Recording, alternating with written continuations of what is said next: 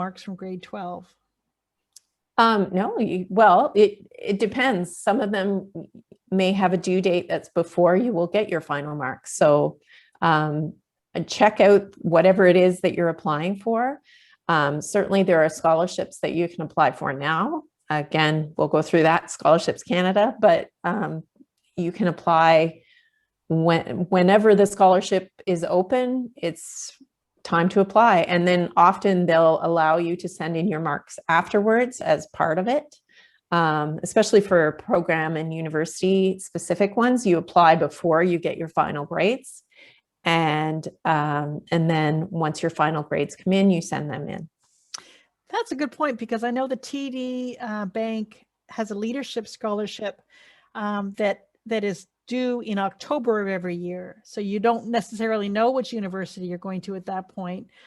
So yeah, there are some scholarships that you don't need to know right away. Very good.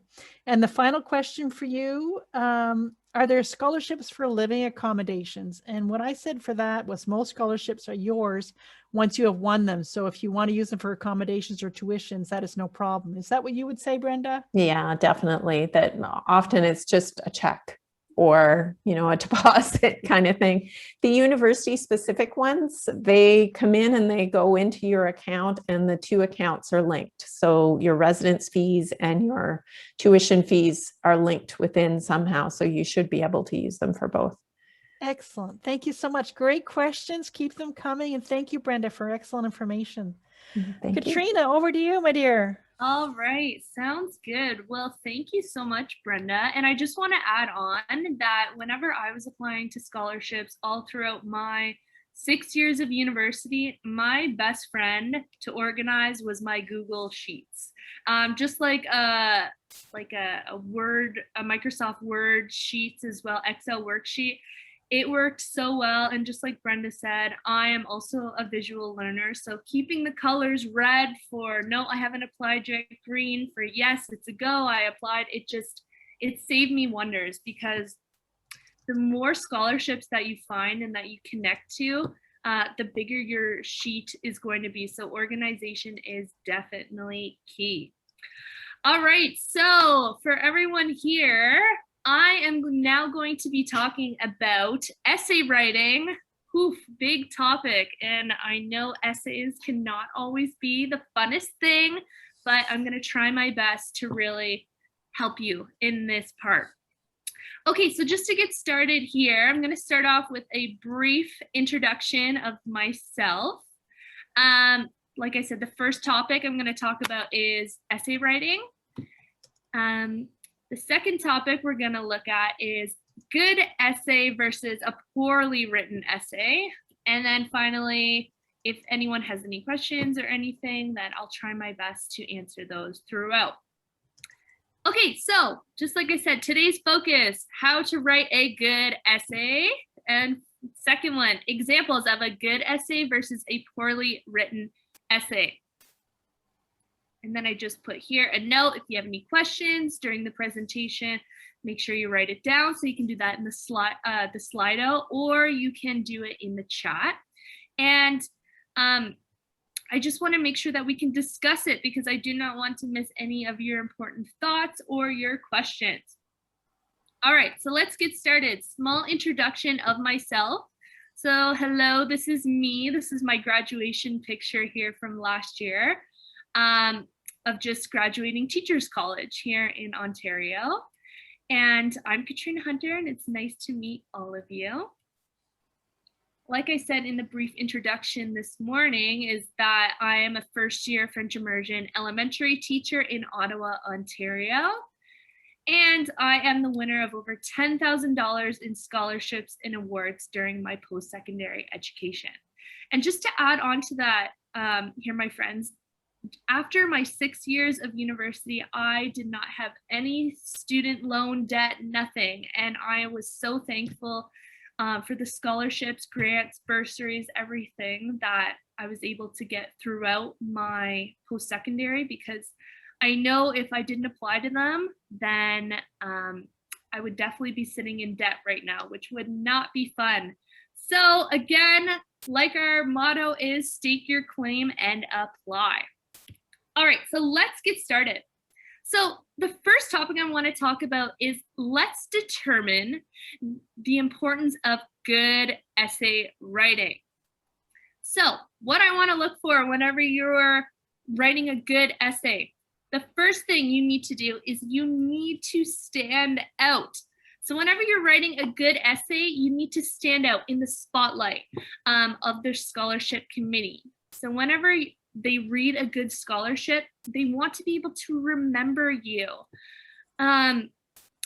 Just like my Grammys say, you want to stick out like a sore thumb, but that is going to be in the best way of possible so that they can still remember you and remember you by your essay.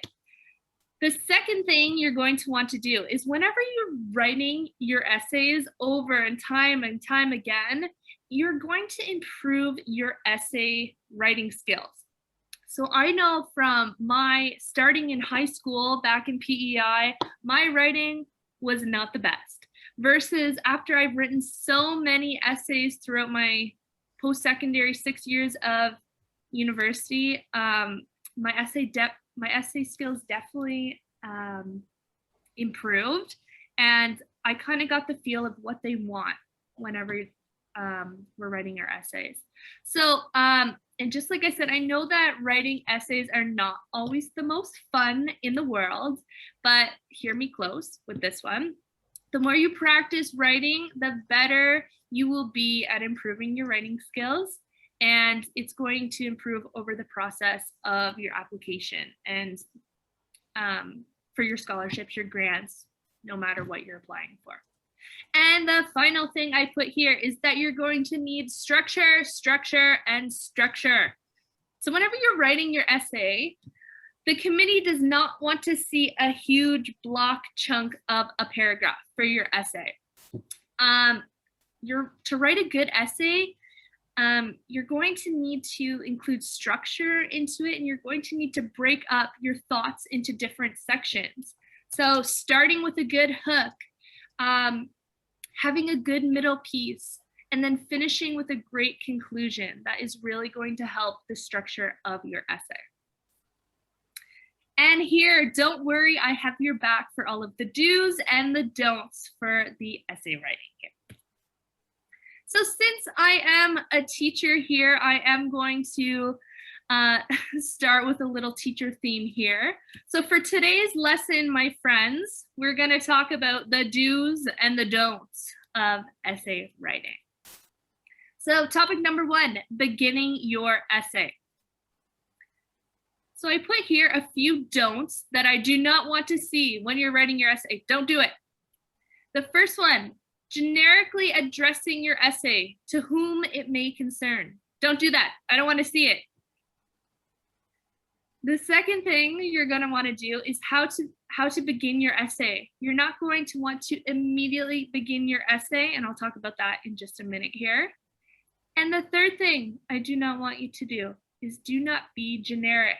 So I don't want you to write about everyone and their kitchen sink. I do not care about your friend, of your cousins, of your grandma. No, we want to hear about you. We want to hear about your interests. So instead of generically addressing your essay, what I want you to do is I want you to figure out all of the information from the committee that is organizing the scholarship, the grant, or whomever you're applying to. So instead of writing to whom it may concern, I want you to do a little bit of research, and I want you to see if you can find the name of the committee who is organizing the scholarship, the grant, or the award. So instead of saying to whom it may concern, I want you to then write to the insert name. So I'll use my name for example, to the Katrina Hunter Scholarship Organization Committee. And this is important because I've seen a lot of my peers, a lot of my friends write to whom it may concern, and really it's not personal. It's not personal. You're not connecting with them. So yeah, you just really want your essay to be more connectable and more personal whenever you're writing it. So the second thing I have here for the do. I want you to not just begin your essay. I want you to begin with giving a small thanks. So I'd like you to begin the essay by thanking them for their consideration within the application process. This can be a short, small, brief thank you to the organization committee, just really for their consideration within the application process. And when you do this, it's going to show the committee that you're empathetic, that you're thankful, and for them to even really consider you for the grant. So that's what I want to see instead of you just beginning your essay. And the final thing is, I said, don't be generic. Don't write about everyone in their kitchen sink. What I want you to do instead is the opposite of be specific. So write specifically about yourself, your interests, and why you are eligible for this scholarship. So what I really just do not bring other people into your essay unless it is necessary. So example, I don't want you to say, my sister and I are the organizers of this volunteer program and this, that, and the other thing, and my grandparents. No, I really want you to just talk about yourself, your interests, and be specific about you. Because really, whenever you're talking about that, it can be done in a professional manner and still by staying true to yourself. All right, let's go to the next little sticky note here for some notes for you to take. So we're going to chat about the details throughout your essay now. And these are the key concepts that are going to set you apart from the other candidates. So the first little note I have here is that number one, I want you to begin your essay with a hook. So after you thanked the scholarship committee for considering you, what I want you to begin your essay with is a hook. So think of a good movie or a good book from the beginning scene or the beginning sentence into the book. And with a hook, it really captures your attention. So I want you to really think about something interesting that will attract the attention of the committee you're applying for. And for example, this could really be like a personal statement. It could be a surprise to the committee with something that they don't know about you. So just for example, you could put, having volunteered with animals for the past 5 years, or I feel as though I'm personally able to connect with your committee through my experiences working with the elderly by, and continuing it there. So you're really giving them that hook, that interest into who you are and them wanting to read your essay. The second thing I have here, the second note, is I want you to be professional, but still stay true to yourself. So you can be professional by writing in a clear tone and a professional manner. But whenever I say that, that being said, I still want you to be true to yourself and let your chime shine through to the committee. You still want them to know who you are. Third note I have here is be honest. Be honest about your life experiences, your accomplishments, your interests, because your life is interesting to someone who's not met you yet. So really, I want you to make sure that you're not lying, you're not being dishonest, and that you're staying true to yourself. Because this just really, it's not going to make you seem more deserving of the scholarship money if you're lying. Like, stay true to yourself, stay who you are. The next note I have here, my friends, is to stick to the character limit. So this one is important, and I found this out while writing a bunch of essays throughout my post-secondary. I want you to make sure that you're sticking to the character limit for the scholarships, the grants, the awards you're applying for. I've learned, like I said personally, that many scholarships have an automated word count limit.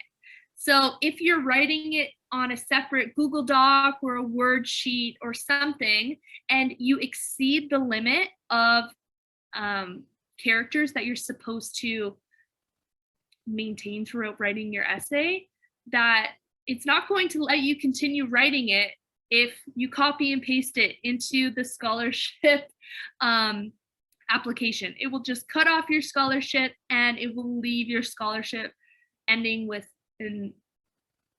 not a good ending, obviously. So if the brief says stick to a 500-word character limit, then the committee is going to have a pretty good sense on, you know, if your essay is over limit or not. So sorry, just connecting to that, if there is no ending or cutoff whenever you're writing your essay, that the organization committee is going to have a really good sense of when 500 words is over. So some committees, what they do is they'll read up into that 500 word limit, and then they might not just read the rest of your essay. So stick to the character limit, stick to the requirements, and you will be golden. And the final one that I have here, the note, is I want you to finish with a brief thank you. And I know that I said at the beginning that we already said thank you for considering me, but I want you to end with a thank you as well, because I really just want you to end and have enough space with a brief thank you, because you just want to end off with saying something short, something sweet, just to end off in a polite way and just say, thank you for taking the time to read my essay. All right. Do we have any questions right now in the chat or anything? I can't see it on my screen here. So yes, how many scholarships require an essay? And what I answered was, the short answer is most scholarships require one. But the beauty of this is that you can set up, write, and have edited and prepared one template essay that you can use over again by changing a few items to answer the question. So I'm going to give you some of my secrets away. Yes, I had a very brief essay template already written up about my interests, my volunteering, my education. And if the essay topic had to do with, let's say, military history, then I would add that into my essay template. Like I said, I've gone through a lot of essays over my post-secondary, so yeah, there is a lot of essays for some scholarships. And you know what? I've applied to some bursaries, some grants that don't have essays, and it's just an application form. But if you're not writing an essay, sometimes they will ask you to attach your proof of education or your resume. What am I talking about? Your marks, your like a summary of your GPA or something like that. But it just depends on what essay what application and what grant you're applying to. It just, and the other thing too, yeah, is there's going to be a sample given out in the after session email, and Katrina's going to go through a sample shortly. I will. You guys are going to love my sample. They're written by two different people. Just kidding. Two different sides of my brain. Anyways, just let me continue here. So now it's time to compare. So now that we know a little bit more about essay writing, it's time to really compare a good essay versus a poorly written essay. And for this section, my friends, I'm going to need your help to distinguish what makes a good essay versus what needs to be improved in another essay. All right, so let's look at it. So essay number one, written by person A, and it begins with to whom it may concern. An essay, oh, here it is. An essay number two, written by person B. So I will read both essays so you both have a good understanding of what they did well and what they can really improve on. So for the first essay, to whom it may concern, this person wrote, I come from a Scottish family that immigrated to Prince Edward Island in the early 1900s. I'm eligible for this scholarship because I am in financial need, like I'm poor. I have student loans to pay and my parents aren't paying for my school. Don't even get me started on trying to find a job while I'm trying to manage all of these things. My sister was the one that found your scholarship, so I thought I'd apply to it and see what happens. The people in my classes tell me that their parents pay for their school, and I really don't have money for that. It would be great if you considered me and just know how poor I am. I wanted to tell you about my interaction at Starbucks last week when an elderly person didn't have money for their coffee. So I stepped up and paid their $8 espresso. That shows you how good of a person I am. I also shovel my neighbor's driveway when it snows, but I make sure that they pay me $20 per driveway because a girl has to eat, you know? My parents will only buy white milk at the store, but I need organic oat milk, which costs $7 per carton. And that is why I need your help with this grant. Anyways, thanks for reading my essay. I hope it's good enough for you to like me. Katrina Hunter. Okay, so that is essay number 1. And let me briefly read essay number 2 and let's compare them. What, was good, what we can improve on, and go from there. Okay, so essay number 2, to the Katrina Hunter Scholarship Organization Committee. I would like to begin this essay by thanking you for your consideration within the application process. Having worked with elderly veterans for the past 5 years, I feel as though I am personally able to connect with your committee through my experiences. The first reason as to why I believe I would make a great candidate for your scholarship is based on my financial need. Spending the majority of my time volunteering and completing schoolwork, I have not been able to work a part-time job due to my busy schedule. With the help of your organization's aid, it would help me in paying my educational tuition to fulfill my passion as a teacher. The final reason as to why I believe I would benefit from your committee's scholarship is that I would use your grant to expand my professional development to become the best teacher possible. I am looking to explore differentiated resources to incorporate into my classroom to broaden the learning styles of my students. I would like to thank you for taking the time to read my essay. All of the best, Miss Katrina Hunter. All right, now I'm going to bring it over to you guys in the chat, you, my friends, and I want you guys to tell me what we could improve on between the first essays, what they did well, what was not so well, what was poorly written, and we can go from there. Margaret, Brenda, or Hannah, I'm just going to ask you if you could tell me if there's some questions, because right now I can't see in the chat. I can monitor the chat for you. I would love that. Okay. So what are the errors in the essays? Go. Structure. Yes, structure, structure, structure. So too much extra information in the first essay. Way too much information. Keep it coming. What else is wrong there, guys? I'm going to give you a hint. Look at the very first sentence. Started with to whom concerned. Irrelevant information. Lots of it, Abby. You're right. Yep. Very irrelevant. Paying for an elderly, but they didn't even write elderly. They wrote elderly person, $8 espresso. Oh my goodness. Spelling, grammar, orderly. Edit. Over to you, Katrina. All right. Well, let's talk about it a little bit. So great job, my friends, for pointing those out. Yes, the very first, let's look at the very first red arrow here.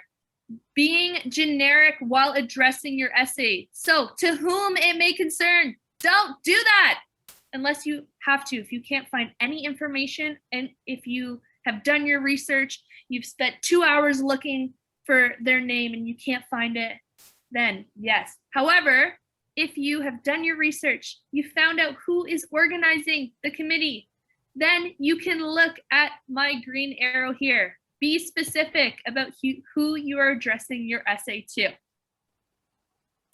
All right, the next one that I have here. Yes, a lot of irrelevant information. And this person A for my essay number 1, just immediately began their essay. So do not do that. Instead, my friends, you now know that I want you to begin your essay with a short thank you for the committee's consideration. So here, I would like to begin this essay by thanking you for your consideration within the application process. Boom, short, sweet, brief, it's over. Now you can start your essay. Let's look at what person A did wrong here. Arrow number 3, that red arrow number 3. There is no hook, nothing to grab the attention of the reader. So they just begin their essay. They say, I'm eligible for this scholarship because I am in financial need, like I'm poor. Okay, versus in essay number 2, green arrow number 3, we're looking at they're beginning their essay with a hook and they're sparking the interest of the reader, so of the committee. Having worked with elderly veterans for the past 5 years, I feel as though I am personally able to connect with your committee through my experiences. Okay, you're grabbing their attention. They're saying, this is what you've done, amazing, but you're not giving them too much information yet. Through my experiences, they still want more. Let's look at red arrow number 4. Here, they are not being professional in their writing and giving too much information, just like one of you said, giving too much information. What did they write here? People in my classes tell me that their parents, they THAYR apostrophe E, wrong grammar, pay for their school. No, no, no. Let's look at essay number 2 with the green arrow number 4. They are being professional about their eligibility, but they are still staying true to themselves. So the first reason as to why I believe I would make a great candidate for your scholarship is based on my financial need. So you're stating that in a professional and polite manner, but you're also giving reasons as to why you are in financial need. Spending the majority of my time volunteering and completing schoolwork, I have not been able to work a part-time job due to my busy schedule. You're still being true to yourself, but in a professional way. All right, no one said this in the chat. Oh wait, yes we did. Structure, structure, structure.